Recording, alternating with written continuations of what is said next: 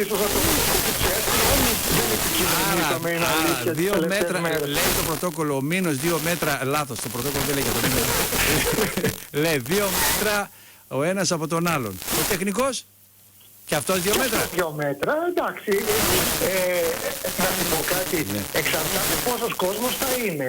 Και η Τούμπα έχει μεγάλα δημοσιογραφικά και βέβαια αυτό που λέει το πρωτόκολλο, ότι στη λογική πως δεν θα υπάρχουν θεατές, άρα και τα δημοσιογραφικά να επεκταθούν, δηλαδή και κάποιοι δημοσιογράφοι να κάθουν και λίγο παραπέρα.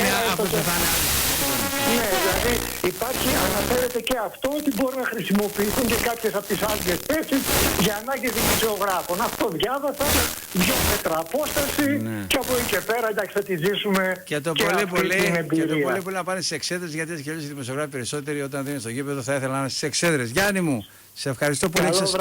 Ευχαριστώ πάρα πολύ τον Γιάννη Βοητσίδη και να πάω στον Ολυμπιακό που τα τελευταία 5 χρόνια υπάρχει μεγάλο ενδιαφέρον αυτών των αναμετρήσεων Ολυμπιακός ΠΑΟΚ. Ποιος θα